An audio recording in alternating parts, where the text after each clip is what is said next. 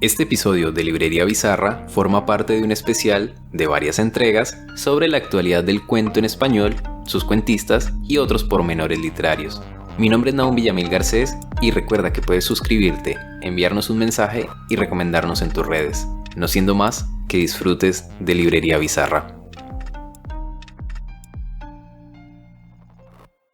En esta ocasión, en Librería Bizarra, tengo el gran gusto de presentar a una autora que a mi juicio es brillante, la cubana Daineris Machado Bento, escritora y periodista, autora de un libro que sin temor a la demagogia podemos decir que es uno de los mejores libros de cuentos publicados en nuestro tiempo. Su nombre es Las 90 Habanas, que ojalá ustedes puedan leer pronto porque lo van a disfrutar un montón. Daineris, es un gusto tenerte acá y gracias por aceptar esta invitación.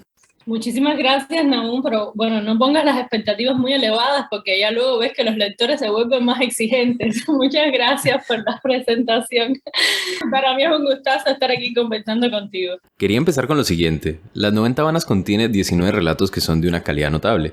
Y como te dije en el taller con Belén López Peiró, el tema que más me llamaba la atención es la factura del lenguaje. Quiero decir, tus cuentos tienen historias muy interesantes y vivas que uno como lector puede gozarlas, llorarlas, sufrirlas o lo que fuere. Pero a la vez hay una riqueza del lenguaje cargada de matices, texturas, olores. Es como si tuviera una suma de capas que a mí personalmente es de lo que más me mueve en la literatura. Te quería preguntar cómo fue tu trabajo con este lenguaje.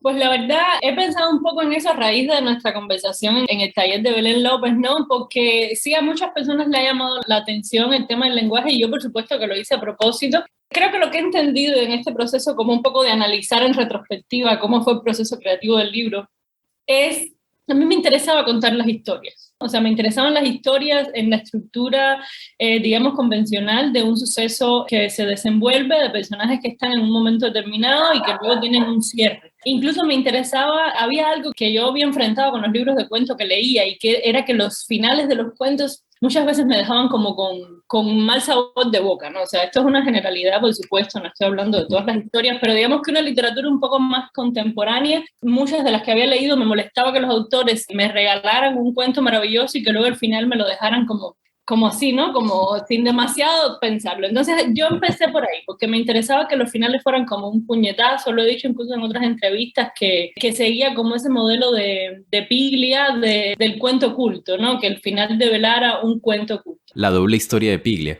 Exacto, sí, exacto, como una doble historia, que todo el tiempo en realidad el autor te estuviera diciendo, la autora te estuviera diciendo lo que estaba pasando, pero que solo al final tú lo entendieras, ¿no? Y entonces cuando regresaras atrás te dieras cuenta que las pistas estaban ahí, pero que el final solo te había sido develado, el desenlace te había sido develado al final, ¿no? Y después de escribir esto, o sea, después de concentrarme un poco más como en este tipo de estructura narrativa, entonces me di cuenta que pasaba algo con el lenguaje, ¿no? Y que era que el lenguaje estaba de una manera muy coloquial muchas veces, ¿no? Y que es algo también que conversamos, que era como alguien que podía estar haciendo un cuento sin demasiados rebuscamientos, ¿no? En general en la vida y en la literatura me molestan los escritores, digamos, pedantes, ¿no? Los que presumen de todas sus lecturas y de todas sus estructuras narrativas y todas esas cosas. Yo estudio un doctorado en lenguas y literatura. Yo herramientas tengo para hablar sobre la literatura desde todas estas estructuras y los personajes sumidos y sugeridos y no sé qué, y actantes, pero me parece que ese no es el objetivo de la literatura, que el objetivo de la literatura es conectar con la gente que la lea, o al menos no es el público que a mí me interesa. A mí me interesa que la gente que se acerca a lo que yo escribo sea gente como yo, gente que lee más o lee menos, pero a la que le interesa tener una experiencia agradable, estética, ¿no? En la lectura. Y al lenguaje llegué un poco como eso. Se me dio de manera natural. De muchos de esos narradores de los cuentos o las narradoras hablan como yo, ¿no? Hablan un poco como con toda esta ironía y toda esta, no sé si pesadez, ¿no? En términos de eso mismo, del chiste constante, de hacer de lo peor de algo simpático. Pero también en algún momento ya empecé a trabajarlo conscientemente y me doy cuenta también ahora con los cuentos más recientes que he escrito, que a veces los leo y entonces dentro de la seriedad, a mí como escritora que está volviendo a leer, se me ocurre un chiste y entonces lo pongo, ¿no? Entonces me empiezo como a burlar yo misma del proceso de escritura que ya hice, ¿no? Y lo hago con el lenguaje, ¿no? Si veo que un personaje está como muy dramático en un momento y yo misma digo, oh, se te pasó la mano, Daineris, con este dramatismo, pues yo hago que otro personaje te lo diga, ¿no? Es qué dramática estás, ¿no? Y entonces yo creo que es ese contraste entre la escritora que soy y la lectora de mi escritura que soy, genera un poco también entonces este choque del lenguaje, ¿no? Que está la historia, que está esto que quiero decir, pero entonces está como circulando también esta ironía sobre lo que quiero decir, esta burla misma a lo que estoy construyendo. Acá hay mucha tela para cortar, pero claro, me hiciste recordar que en los cuentos está la presencia constante de la ironía como recurso que se contrapone un poco a la gravedad de algunas situaciones que pueden estar ocurriendo. Es decir, anteponer el recurso del chiste, de salir quizás por la tangente a lo absurdo o terrible que puede haber. Estéticamente eso está genial, pero ahora que mencionas que lo tomas de forma deliberada, ¿hay alguna carga política con estos personajes? Sí, sin dudas, hay una carga de identidad, ¿no? O sea, absoluta y política también. Lo llamado Revolución Cubana, que pues evidentemente ya no lo es, porque no hay una revolución que dure 62 años, ¿no? Por mucho que o sea, yo respeto todos los criterios, pero invito un poco también a la reflexión semántica sobre eso. Claro. Nos puso una carga muy dramática en la vida cotidiana del cubano, ¿no? Los cubanos estamos todo el tiempo sobreviviendo, y esto es a partir del discurso político oficial, ¿no? Estamos todo el tiempo sobreviviendo a la crisis, luchando contra el enemigo, resistiendo un poco más. Y esto que te estoy diciendo son eslóganes políticos con los que uno crece, que están en los libros de literatura, que están en los libros de lectura infantil de la escuela primaria, ¿no? Enfrentar al enemigo, resistir, vencer, ganar. Por ejemplo, hay un chiste muy simpático que, bueno, no un chiste, pero como una forma de pensar esto. En Cuba, pues Caribe al fin, hay muchos mosquitos, ¿no? Hay mosquitos de y fiebre amarilla. Y la lucha antibacterial, o sea, la campaña antibacterial, la campaña contra los mosquitos, se le llama la campaña contra el enemigo. O sea, es otro enemigo, además del imperialismo, es el mosquito. Pero eso pasa por todo en la vida cotidiana en Cuba. En esta campaña me sumo. Sí. Pero o sea, es la forma de entender la vida bélicamente. O sea, en un país donde desde los años 60 en realidad no hay una crisis real, digamos, desde la crisis de los misiles no hay una amenaza real de bombardeo, de guerra, nosotros hemos crecido en guerra. Y en Cuba se hace entrenamiento militar en las escuelas primarias, y en Cuba se hace entrenamiento militar en todos los niveles de enseñanza. Entonces eso te genera una predisposición ante la vida en el que todo el tiempo tú estás luchando, todo el tiempo estás luchando contra algo, contra alguien que al final en abstracto nunca sabes qué cosa es, ¿no? Y yo lo que quería era burlarme un poco de toda esa seriedad con la que se nos ha impuesto un poco tomarnos la vida, ¿no? Por supuesto no quiere decir que no haya chistes, que no nos riamos, que no hay humor, pero en un sentido muy profundo la conexión con la vida es muy seria en Cuba, ¿no? Claro. Y pues era un poco lo que me quería burlar en el libro. Por ejemplo, yo recordaba una de estas salidas irónicas de los cuentos, cuando está esta mujer en la cocina con su suegra y dice algo como: para rematar tiene más vida que Fidel Castro esta vieja. Es como que existen esas salidas que te imponen otra carga, pero que no dejan de mostrarte la situación compleja en la que están. Y uno de los aspectos que más me gustan de tus cuentos es cómo están construidos los personajes. Vamos a decirlo así, son de carne y hueso, no son meras palabras y eso está muy bien logrado. No es como que apelan al típico formato literario de era una mujer delgada, de mirada altiva y nariz aguileña. No, aquí hay personajes que incluso te los presentan en plena torsión o quiebre. Quería preguntar por tu decisión estética a la hora de armar estos personajes. Por ejemplo, hay una parte en la que se refiere al periodo especial y que la mayoría son niños y niñas, que quizás tenga que ver con tu experiencia por temas etarios, supongo. Pero ¿cómo es tu proceso? Sí, hay eso que me comentas y que me encanta que lo digas, tiene que ver, hay un investigador, historiador cubano que se llama Lisandro Pérez, y Lisandro Pérez me hizo una observación que yo no había visto y que de hecho nadie me había comentado, que él me decía que, por ejemplo, que escritores como, creo que me mencionó a Leonardo Padura, otros autores contemporáneos, me decía que son muy específicos con la ciudad que están narrando, que te ponen, que detallan la calle, la dirección, las características del lugar, y que en las 90 Habanas eso no pasaba. Y que entonces, por ejemplo, los cuentos que yo contaba, él se los imaginaba en 10 de octubre, en un municipio de La Habana, ¿no? Y otras personas me han dicho, no, es que yo estaba segura que esos cuentos estaban en el cerro. O sea, como que cada cual es capaz de asumir lo que tienen en común con la experiencia de la narración y ponerlo en su lugar de referencia.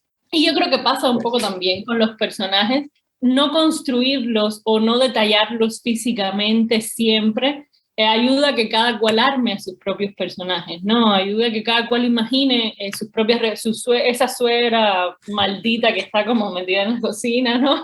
O al sobrinito pues obsesionado sexualmente con la tía, ¿no? Como que cada cual le ponga rostro a esos personajes, aunque muchas veces, o quiero pensar que muchas veces sí se pueden armar al menos ciertas características físicas, por detalles de los que esos personajes mencionan, ¿no? En algún momento sí se hace alusión a los colores de la piel o a los colores de los, no sé, de los órganos sexuales, y ahí tú le estás dando también color a esos personajes, pero claro, es también algo general. Es algo que luego cada cual asumirá como propio y le pondrá rostro. Y aunque ha cambiado un poco en el segundo proyecto, para mí sigue siendo importante, primero, que los personajes se describan más en sus acciones que en la descripción física que yo pueda hacer de ellos, y luego que cada lector pueda darle un rostro, una idea. El álbum de las treintañeras se llama tu nuevo libro. El álbum de las treintañeras, que terminé hace un par de semanas ya, finalmente, bueno, como son los procesos de terminar de escribir, ¿no? Que luego se llevan un montón de revisiones. Y sí, que es ahora sí 9 historias más largas, o sea, es otro libro que yo quiero pensar completamente diferente a las 90 Habanas, con una gama de tonos también más extensa, desde el humor más radical y absurdo hasta el drama más exacerbado, ¿no? Entonces, vamos a ver esa apuesta cómo va. Aprovecho este momento para preguntar, y sobre todo para que nuestros oyentes sepan, cómo conseguir el libro, dónde se distribuye las 90 Habanas, cómo es esta situación, Daenerys. Bueno, las 90 Habanas ahora mismo está editado solo con una editorial que se llama Katakana Editores. Katakana Editores es una editorial que está aquí basada en la Florida, en Miami, cerca de Miami. Katakana distribuye oficialmente en México y Estados Unidos. O sea que no, el libro no tiene oficialmente un editor, por ejemplo, en Colombia, no tiene un editor en Argentina, ¿no? Que son como centros de circulación importantes para la literatura en español. Lo que pasa es que uno de los sistemas de impresión que usa la editorial Katakana Editores, que es una editorial pequeña, independiente, que ha hecho además un trabajo maravilloso en los últimos años, es Amazon. Y claro, Amazon un poco hace que entonces el libro se pueda colar, ¿no? Como, exacto. Está en Kindle, también en la página web de Katakana Editores si mal no recuerdo o si mal no entendí, se está vendiendo, está por venderse una edición también en línea, o sea, un formato digital del libro, pero oficialmente es eso, Estados Unidos y México donde más fácil es encontrarlo físico, en físico. Claro, porque me pareció leer que hay una edición que trae unas fotografías, la impresa. Sí, ¿no sale en la de Kindle o...? No, cuando leí eso yo dije, no puede ser, claro. Sí, de un fotógrafo español que se llama Edward Revol, y para que tú veas las cosas increíbles que tiene La Habana, ¿no? Aquí, claro, aquí le estoy mostrando aún para quienes nos están escuchando las fotografías.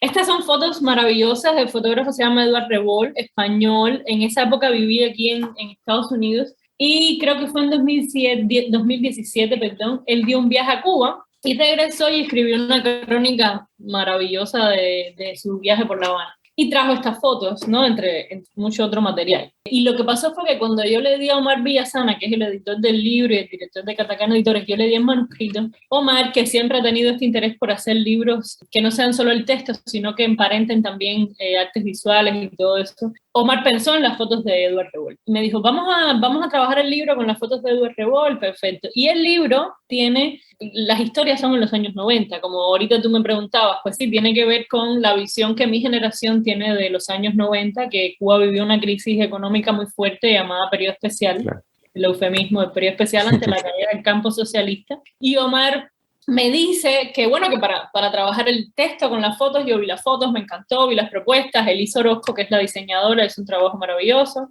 ¿Y qué pasa? Que la gente ve las fotos y lee los cuentos y cree que las fotos fueron tomadas también en los años 90. Lo cual tiene total sentido, porque La Habana es una ciudad detenida en el tiempo, muy detenida en el tiempo. Ahora, recientemente, con ciertos dejos de modernidad, ¿no? Que uno puede ver como a la gente en sus celulares y eso, pero durante mucho tiempo no lo fue. Y entonces yo creo que se devela un poco ese espíritu de inmovilidad en las fotografías que son del 2017, pero que la gente ubica en los años 90, ¿no? Y eso, imagínate, me parece increíble. Es que claro, ahí está toda la carga semántica que pueden ofrecer los textos junto a las fotografías, y eso me resulta un muy buen acierto editorial. No, y las fotografías, sí, claro, tienes toda la razón, y las fotografías también casi todas están vacías, casi ninguna tiene personas, entonces es como pensar que son los personajes los que la habitan, ¿no? Como... Claro. Es muy bonito lo que pasa con el diseño, con el concepto de la colección. Claro, hay toda una sugerencia allí, pero quería volver sobre los cuentos y hay un tema que me llama mucho la atención por cómo está logrado. Así como te decía que uno siente la lengua viva y palpitante, También hay unos cuerpos palpitantes en todo sentido. Hay de todo, una chica que quiere ir a una fiesta para sentirse libre de toda dictadura. Hay un hombre con una dieta de leches muy particulares que representan también al deseo muy cerca de la necesidad. O también en el Yuma, por ejemplo, otro caso del cuerpo volcado a la transacción. Pero en general hay una vivencia del cuerpo, un trabajo en el que los personajes sienten y no se limita a las alusiones, sino que vas de lleno. Entonces mi pregunta era por esta decisión de generar texturas humanas a partir del sexo, que es un tema muy presente en tus relatos. Pues la verdad es que no lo sé, me pones como un aprieto tratar de explicarlo. Siempre apelo a más o menos una frase parecida. Siempre digo, bueno, es que las personas lo piensen, que no lo escriban no quiere decir que no lo piensen, ¿no? Como claro. Que siempre trato de decir más o menos, siempre trato de irme por ahí, ¿no? O sea, si yo iba a hablar de la Cuba de los años 90, y esta es una conversación que he tenido también con mis amigas que vivieron esa época con mi edad o incluso mayor, ¿no? En un momento de tanta carencia, el cuerpo se vuelve la única posesión, ¿no? El cuerpo se vuelve lo único realmente valioso, y en un espacio además donde no hay prácticamente disfrute, o sea, no te puedes conformar o no puedes hacerte una comida sabrosa o no puedes ir y tomarte una cerveza fría, o sea, esos placeres no existen. Entonces el cuerpo es ese espacio de placer, ¿no? O el espacio de todos los placeres o de los únicos placeres posibles, ¿no? Y entonces venimos de una sociedad muy sexualizada, quizás porque se mezclan, ahora que te lo digo en voz alta, creo que lo que pasa es que se mezclan como muchos elementos. No tener nada material, que hace que el cuerpo sea el espacio de todos estos placeres, con una desconexión religiosa, como ya te había comentado antes, que cuando la Revolución Cubana triunfó, pues un poco delegó todas las religiones. Era posible, en teoría, se podía ser religioso, pero la única fe podía ser el socialismo, como lo dicen las actas del partido en los años 70, o sea, no es que me lo estoy inventando, ¿no? Sino que está ahí. Entonces esto hizo, por supuesto, que seamos generaciones enteras donde incluso si uno entraba a la iglesia un día, si uno iba a la iglesia un día, no había tampoco esa conexión con la religiosidad o ese comportamiento religioso que te dicta ciertas pautas. Y entonces eso ha dado pues una sociedad sexualizada, muy sexualizada. Y si yo iba a escribir de Cuba y si iba a escribir de ese periodo, también es una época, supongo que de mi descubrimiento sexual, de mi crecimiento sexual, porque pues, yo estaba de niña, adolescente en esos años, pues era lo que estaba ahí, ¿no? Para mí era como ser un poco fiel a la experiencia que se vivía comunitariamente en Cuba. Y las historias en Cuba son así. La gente en el barrio cuestiona con quién está teniendo sexo los vecinos. La gente en el barrio sabe o sospecha o se hace la idea que fulano tiene una relación con mengano. Entonces ese es un poco el barrio cubano. Parte mucho del comentario sexual, de lo que está pasando a nivel sexual entre la gente. Y por eso creo que eso está ahí, ¿no? Y que tiene tanta carga. Bueno, por eso no, por todo eso, que son muchos elementos, ¿no? Claro. No, y realmente, a ver, se nota, hay una gama de cuerpos, de goces, pero también de imposibilidades. De imposibilidades, esa frase me gusta, sí. A mí me gusta todo tu libro. Gracias. Pero sí, son cosas que uno siente a medida que lo lee, que efectivamente hay momentos de un deseo altísimo que pues, lo puede palpar uno como lector, pero hay momentos en que también la situación es muy frustrante. Pero siempre está este dejo de ironía y siempre hay esta carga que lo vuelve todo un poco más fructífero en el sentido de gamas o de sentidos que uno puede despertarse. Te quería hacer... no, sí, pero... No, perdón, dale. No, porque creo que lo que yo entendí después es que lo exacerbado y lo tomado como natural era lo heteronormativo. Entonces, claro, ahí tienes una hipersexualización, pero por la que no pasa todo el mundo de la misma manera, o que todo el mundo no puede experimentar desde la libertad, sino ciertos grupos más que otros, ¿no? Y que por supuesto genera al final pues también un tipo de violencia, ¿no? La violencia sexual en contra de las mujeres, porque es común que en Cuba vayas por la calle y los hombres te piropeen, pero también te toquen. Entonces claro. Eso es como el colmo de la forma de naturalizar la violencia, ¿no? Te quería preguntar algo ya fuera de la literatura propiamente dicha, aunque nunca nos salimos de ella. Estás en la lista Granta, esta famosa lista en inglés que sacó 2 versiones en español con quienes consideran los mejores 25 escritores jóvenes de nuestra lengua. ¿Qué se siente estar allí? ¿Sientes que se queda gente por fuera? En general son menos escritoras, por ejemplo. También solemos pensar que hay una línea geográfica marcada históricamente. ¿Cómo es tu relación con estos listados, por ejemplo? Yo lo pienso como un premio muy prestigioso. Y por supuesto, de un premio siempre se va a quedar gente afuera. La misma Valerie Miles, que es la editora de Granta en Español, la fundadora de Granta en Español y un poco la artífice de estas listas, lo ha dicho claramente, que es una provocación, que es el resultado de un momento en que el jurado tuvo cierta lectura al frente y tomó esa decisión, y que probablemente en otras circunstancias la lista sería completamente otra. Y ella lo ha dicho también, incluso creo que el otro día le escuché diciendo algo como: estos no son los 25 mejores escritores en español, estos son los escritores que un jurado seleccionó como los 25 mejores escritores en español con estas condiciones, ¿no? Yo he estado estudiando un poco lo que yo le llamo mediatización de la literatura cubana, que es como un estudio de caso, que es cómo se construye mediáticamente, ¿no?, una idea de literatura en el caso de Cuba, pero que se podría extender como modelo de análisis a otras literaturas, ¿no? Y siempre ha habido, y especialmente en las últimas décadas, una tendencia o una idea o un deseo de canonización inmediata. La gente necesita un canon. Y yo creo que lo que pasa es que mientras más buena literatura hay, mientras más acceso tengamos a lo que la gente escribe, porque ya es muy fácil eso mismo, ¿no? Por ejemplo, Las 90 Horas no se distribuye en Colombia, pero tú pues lo leíste, lo compraste, lo leíste, pues eso hace todavía más difícil consumir literatura, ¿no? Entonces un escritor argentino, Nicolás Hochman, que hacía es una lista comiquísima, o bueno, pero a mí me lo parece, que decía 25 motivos de por qué existen las listas literarias o algo así, ¿no? Y era aludiendo a Granta. Y Nicolás decía, bueno, que decía todo lo malo que puede tener una lista como esa, pero decía, bueno, también marca un camino, ¿no? También marca una forma de leer, visibiliza ciertos autores y quita un poco de hojarasca, ¿no? Entonces, yo estoy de acuerdo con todo eso, porque hasta aquí solo te he estado citando como lo que dicen otros y otras, ¿no? Yo estoy de acuerdo con todo eso. Yo creo que es una provocación, que es un ejercicio. Creo que solo el tiempo puede decir si estos no solo eran los mejores, si tenían algo que ofrecer. O sea, ya porque pues desgraciadamente somos muchos, entre 25, la lista anterior creo que eran 20, y de todas maneras siempre hay gente o que deja de escribir, o que toma otro camino, o que se cansa, o que simplemente escribe cosas que ya no conectan con un público más amplio. O sea, pueden pasar tantas cosas.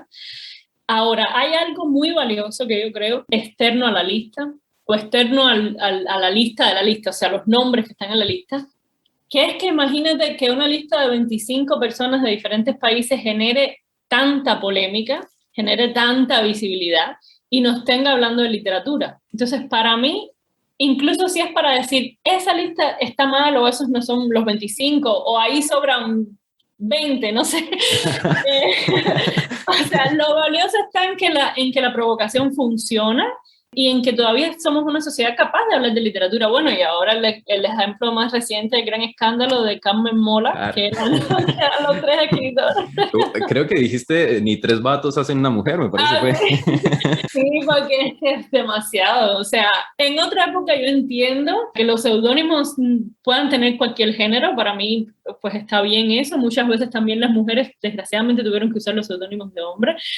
Pero es que es muy conveniente en el momento en que está viviendo la literatura escrita por mujeres que 3 hombres elijan un seudónimo femenino. O sea, no fue hace 20 años, no fue ahora. Y yo creo que eso tiene todavía un sentido más para que se analice, ¿no? Para que o sea, que no se puede asumir a la ligera. No, y que además justo desatado en uno que es uno de los premios más mediáticos y de mayor volumen de visibilidad y comercial que hay en el mundo directamente. Incluso la jugada esta parece no ser tan inocente de aumentar el valor del premio y toda esta disposición, ¿no?, con Reyes y todo el asunto. Sí, 2 días antes de que se develara quién era la escritora. Claro, la famosa Carmen Mola. Pero sí, es mucho de eso. Igual yo te quería decir, dentro de la lista de Granta hay, sobre todo, digamos, las que más me gustan son las escritoras, por ejemplo, tu libro y los de Mónica Ojeda a mí me parecen fascinantes. A ver, dan a conocer autoras que quizás a veces no es tan fácil llegar, sobre todo claro, por el tema de la circulación. Están estos 2 grandes monstruos en español que acumulan todas las editoriales, y queda Catacana, por ejemplo, que son las editoriales independientes, que tampoco romantizarlas, pero en general son las que están haciendo un buen trabajo literario.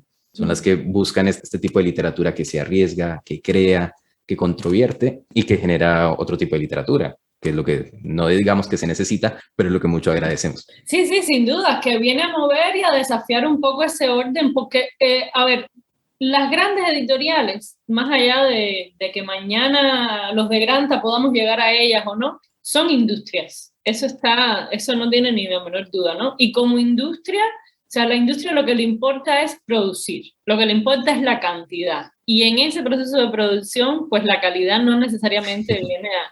Que cada cierto tiempo haya una renovación, porque claro, para vender esa industria necesitas renovar el producto, como a fin regirse por el mercado, es oferta-demanda, pues hay como un espacio de movilidad, ¿no? Para los autores.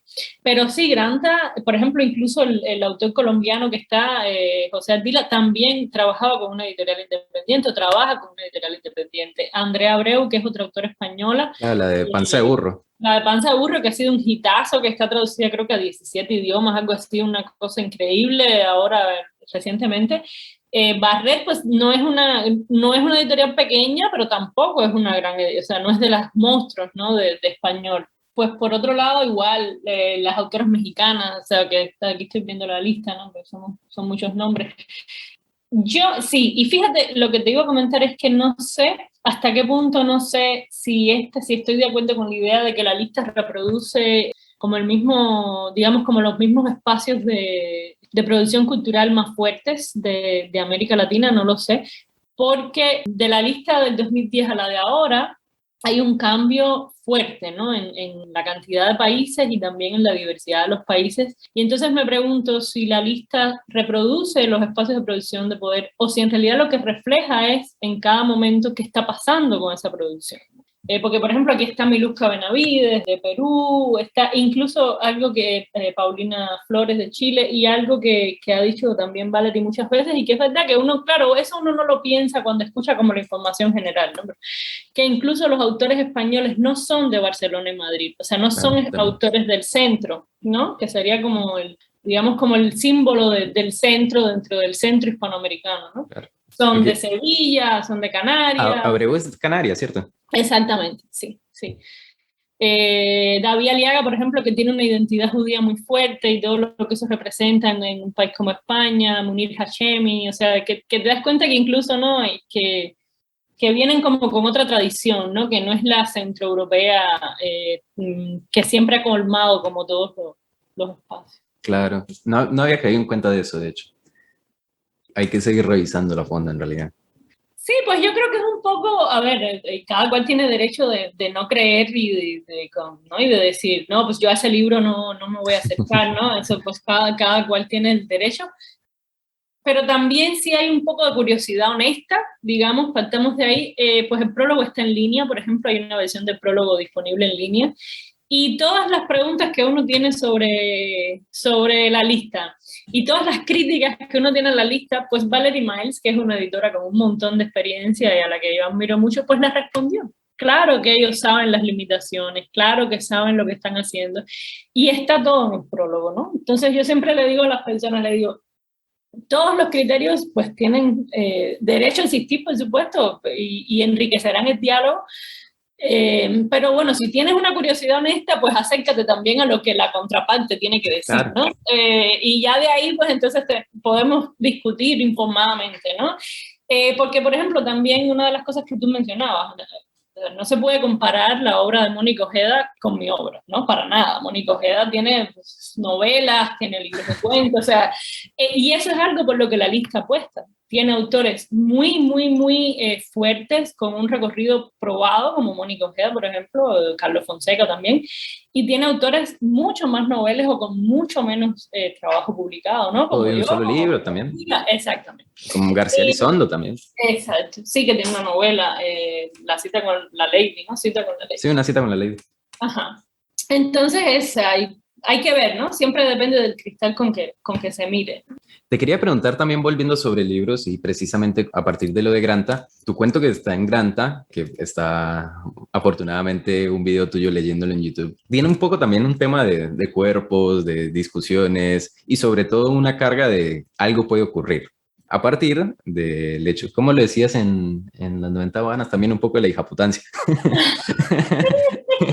Claro, está la discusión de este sex reveal, de calcular en qué días hay que templar y demás, pero sobre todo se siente esa carga del lenguaje a partir de esas oposiciones. Te quería preguntar un poco cómo fue tu trabajo con este cuento. Acabas de definir a ese personaje maravillosamente bien, porque esa Elena protagonista pues es una gran hija de puta, la verdad. Pues este era un cuento que yo había escrito hacía mucho tiempo, ya lo tenía escrito hacía mucho, no sé, quizás 6 meses, un año, vaya, tampoco 20 años. Lo tenía escrito ya y cuando en Granta pidieron una obra inédita, pues se me ocurrió que podía ser ese cuento, ¿no? Que es un poco una crítica a estos nuevos rituales, ¿no? Que especialmente en las sociedades de consumo, ¿no? El gender reveal, que de repente es una fiesta nueva que nos inventamos para decidir qué género tienen los niños y las niñas, precisamente en una década en que cada vez queda más claro que los géneros son una construcción social y que cada vez menos personas se sienten identificadas con ellos. Entonces es como, digamos, como la resistencia del sistema a aceptar que hay un cambio que se tiene que gestionar, ¿no? Y la gente te sigue diciendo, no, porque me imponen el lenguaje de género. Y yo siempre pregunto, ¿quién te lo impone? O sea, ¿quién te dice que no te entiende por decir los seres humanos o los hombres, ¿no? No, lo que la gente llama imposición del lenguaje de género muchas veces es la frecuencia de uso de algo que no nos está alcanzando para explicarnos, simplemente eso. Entonces, el cuento era un poco la burla a todas estas nuevas tradiciones inventadas y a todas estas formas de resistencia al cambio a través de una fiesta gender reveal. Como siempre digo, la narración es muy sencilla en términos, incluso yo creo que es más sencilla que la de las 90 Habanas, porque es una pareja que los cuentos de las 90 Habanas es una pareja que llega a una fiesta y de ahí en adelante se desenvuelve como este personaje que es toda una mujer que no se sabe si, bueno, se sabe al final, pero no diré, que no se sabe si está amargada, si está envidiosa, simplemente, entonces es muy simpático porque ella es la protagonista, es la que está contando en primera persona, pero los lectores pues, se encabronan mucho con lo que ella hace y me da mucha gracia porque la gente me escribe y me dice, es que yo no puedo creer que alguien sea así. Yo decía, no, pero es que no es así, es un personaje, ¿no? Entonces es como, pero me gusta mucho lo que pasa, ¿no? Porque es como alguien contándote desde su perspectiva y de todas maneras te puede caer mal, ¿no? Incluso cuando ella cree que tiene la razón, por supuesto, todos creemos todo el tiempo que tenemos la razón. Y por eso se llama, pues eso, el color del globo, o sea, haciendo alusión a la fiesta. Y ya, pues, no sabría qué más. O sea, es que no, sé, no quiero contarte mucho para no contarte un poco el final, ¿no? Te quería preguntar a propósito también con este tema de los cuentos y algo que mencionabas ahora. En tu siguiente trabajo me decías que había un cambio con tu perspectiva, digamos, de tu libro anterior, que es Las 90 Habanas, que en general también es esta visión que me parece muy linda la imagen que me contabas, de hecho, de las personas que decían que lo podían identificar en cualquiera de sus lugares geográficos, por ejemplo, que es claro, es estas 90 Habanas con toda su carga semántica, todas sus posibilidades, o Miami, todo este intercambio que hay, pero digamos, en general hay un núcleo fuerte que es esta relación con La Habana, por ejemplo. Es decir, hay libros de cuentos que tienen un núcleo muy fuerte y hay otros que tienden a tener una construcción quizás más subterránea. ¿Cómo viene a ser tu siguiente proyecto? Si nos puedes spoilear. Adelantándonos, la exclusiva, ¿no? No, si es exclusiva, nada más para ver un poco el tema estético. La exclusiva para ti, claro, ¿cómo no? Bueno, pues... Presten atención. Sí, a lo Brecht, usando el micrófono. Mira, yo creo que me va a pasar lo mismo que con las 90 Habanas, ¿no? Que después que las personas lo empiecen a leer es que me van a dar como más claves de lo que estaba haciendo, ¿no? Por ahora, mi proyecto, lo que yo escribí en mi mente, ¿no? Es un álbum de mujeres en sus 30. Resulta que cuando uno llega a los 30 y los pasa un poquito como me ha pasado a mí, descubre que vive como especie de una nueva adolescencia, ¿no? La vida hay que redescubrirla, ¿no? Entonces, probablemente si uno está casado, pues se divorcia, si no está casado, se casa. Es como el momento de decidir, por fin voy a querer los hijos que no tuve o ya no los voy a querer. Entonces es como que aprender a ver la vida nuevamente, con suerte, con un poco más de estabilidad económica, lo cual te ofrece también otra visión, otra independencia, o sea, cambian muchas cosas. Y dejando también a un lado un poco las cosas a las que uno les daba importancia en la juventud y ya como que no se las da tanto, ¿no? Y era un poco mi experiencia a través de eso, en los 30, como si fueran un álbum, ¿no? Y como yo como le digo a mi agente, o como le estaba diciendo ahora, como para convencerla de que el proyecto le va a gustar mucho, no, sí le gusta, sí le gusta. Bueno, pues cuando tú abres un álbum, encuentras una foto de familia y encuentras una foto de un retrato y fotos borrosas y fotos muy alegres, ¿no? Encuentras como una mezcla de sentimientos y eso es lo que está ahí. A partir de un primer cuento, donde mujeres se reúnen a contar sus historias. O sea, que es un álbum a conciencia y es un álbum también narrativo donde se explica por qué las mujeres quieren contar sus versiones de las historias, ¿no? Detrás de las fotografías.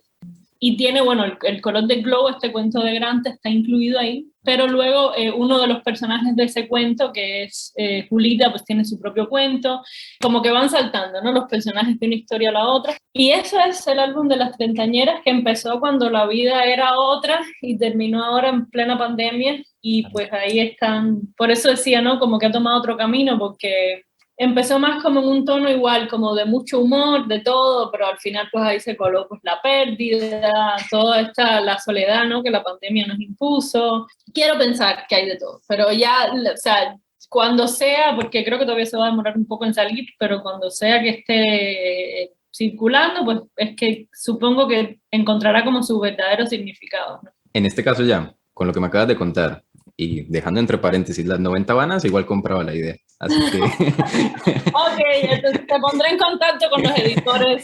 Te iba a decir algo, en una idea que mencionaste ahorita que me quedó sonando muchísimo, dijiste mediatización de la literatura. Y claro, yo pensaba un poco en el tema en general de lo que uno suele tener más acceso de la literatura cubana. Bueno, son los grandes nombres, qué sé yo, desde un pasado bastante remoto, Heredia, Martí, tu Piñera.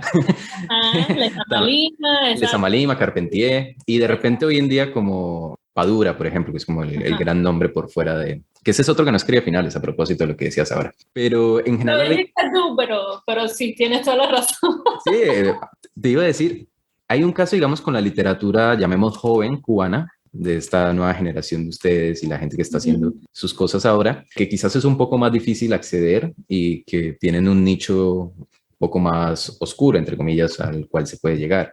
Pero en general te quería preguntar a qué te referías tú con esta mediatización de la literatura.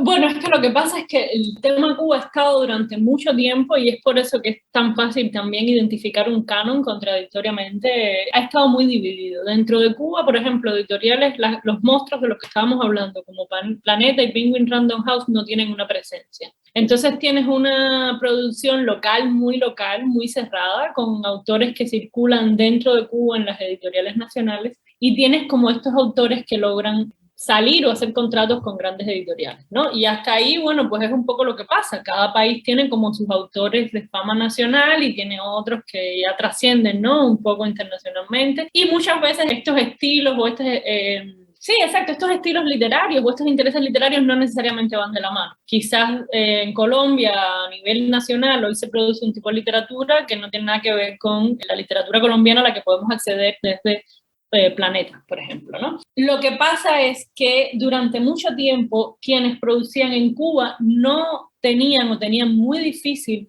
romper este cerco, ¿no? Entonces, claro, el lector extranjero no puede, por ejemplo, o no podía decidir si comprar un libro de un autor cubano en Amazon, ¿no?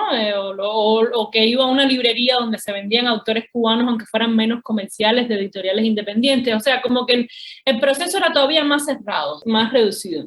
Lo que yo sí creo que ha pasado en la última década y que creo que todavía va a dar frutos con la literatura cubana es que este cerco se ha ido rompiendo a medida que, primero, que los jóvenes dentro de Cuba tienen acceso a Internet y por tanto entienden que con un correo electrónico pueden aspirar a publicar en una editorial que no sea cubana, que sea de otro país. Por ejemplo, ahora mismo Elaine Vilán Madruga está igual en la editorial Barret, en la colección Editora por un libro que Cristina Morales, la española, la editó su novela, y entonces ahí tienes una autora cubana que vive en Cuba, ¿verdad?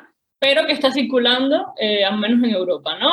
Por ejemplo, Gretel Delgado, que es una dramaturga que en su momento en Cuba estaba publicando igual, que no hubiese tenido como un impacto fuera, hace años se mudó a Miami y ahora hizo la lista corta, o sea, de shortlist de Laura Estrada de Oaxaca, del premio también de literatura de mujeres. Entonces, entiendes, ¿no? Cómo a medida también que se expande Cuba a nivel geográfico, la literatura como que alcanza, ¿no? Otras formas de circulación, que ya no es solo la reducida a esos 2 o 3, ¿no? Que llegaban a las grandes editoriales. No sé si me enredé mucho. No, tranquilo. Me preguntaste de mi tesis de doctorado, eso es un riesgo muy grande que has corrido, entonces... Tranquila, al contrario. Yo sé que hay preguntas que se parecen a un golpe bajo, pero... Y el problema de la mediatización es que como concepto lo que plantea es precisamente eso, ¿no? ¿Cómo tú puedes hacer que los lectores lleguen a los escritores si estos no están en los medios a los que esos lectores tienen acceso? No, entonces si estos no están en las editoriales, si no están en los periódicos que circulan fuera de Cuba, ¿cómo la gente va a acceder a eso, no? Y es un poco lo que quiero pensar que ha estado cambiando, porque la literatura siempre se ha hecho buena, o más o menos, o de todos los tipos, dentro de Cuba. El problema ha sido que el límite de la circulación era muy específico. No, y el bloqueo es un hecho, Claro. el embargo económico de Estados Unidos a Cuba es un hecho, existe. Entonces eso hace que se sumen limitaciones económicas a las limitaciones que ya impone la censura nacional. Entonces es como una mezcla en la que siempre los pobres somos los más jodidos, ¿no? Siempre, pues, siempre la gente de abajo es la que va a salir más fastidiada de estos juegos de poder. Y pues hay todo ahí, se suman como todos estos elementos que hacen que se haya visto muy reducido el tema literario. La lista Bogotá 39, por ¿Cuál ejemplo, de las dos? las dos han tenido autores cubanos. En la más reciente estuvo Carlos Manuel Álvarez, que está también... ¿Te encanta también? Y en la anterior, si mal no recuerdo, habían 3 o 4, porque estaba Ronald Menéndez, Carla Suárez, Wendy Guerra, y creo que se me está escapando alguien más. Ana Lucía Portela, que es una gran escritora. Pero ¿qué pasa? Ana dejó de escribir, Ana Lucía dejó de escribir por un tiempo, o no ha escrito en mucho tiempo. Carla Suárez está en Portugal, sigue escribiendo. Ahora, por ejemplo, por primera vez sus libros algunos de sus libros se están traduciendo al francés, al inglés. O sea que también los tiempos editoriales, imagínate, un libro Espuma de Carla Suárez que yo leí cuando estaba en la universidad hace 20 años, hace 23 años. O sea, no, mentira, 13 años, no, ¿qué me pasa? No, yo sí estaba haciendo el cálculo y yo, pero ¿a qué edad entraste? Ya sé, no. Hace 15, pero igual, un libro que yo leí hace 15 años y que probablemente tiene más tiempo escrito, ahora es que va a llegar a los lectores en francés y en inglés, ¿no? Entonces los tiempos editoriales van a ser completamente diferentes.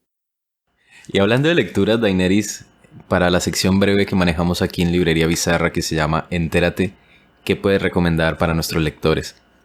Recomiendo Nación Vacuna de Fernanda García Lao, una escritora argentina.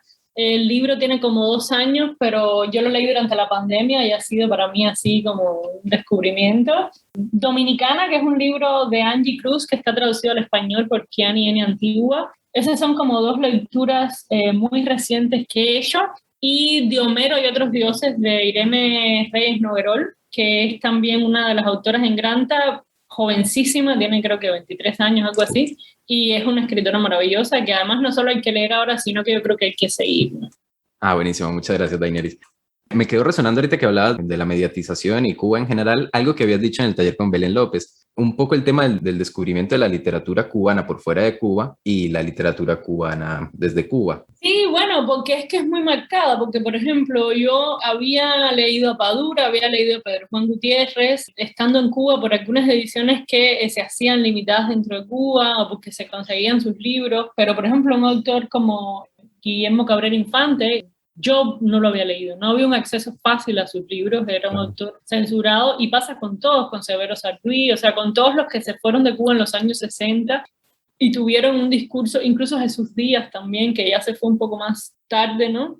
Y tuvieron como un discurso, digamos que abiertamente político, ¿no? Entonces había una marca una línea divisiva muy, muy fuerte. Sufría esto mismo que te acabo de explicar sobre quién escribe adentro y quién escribe afuera. Entonces tú tenías acceso a los que estaban escribiendo dentro, pero no fuera. Y eso fue lo que experimenté. Cuando salí de Cuba empecé como a, digamos que rearmar mi tradición, ¿no? A leer a esa gente que también se había ido, como yo, muchos años antes, o que había estado siempre ahí y yo no lo había podido leer, y eso fue lo que me pasó. Como eso, me gusta esa idea de rearmar la tradición, ¿no? A partir de las lecturas a las que entonces ya podía tener acceso de una manera más abierta.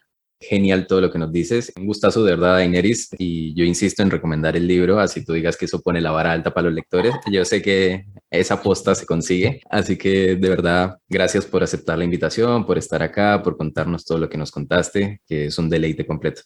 Muchas gracias, Naón, y pues larga vida a Librería Bizarra.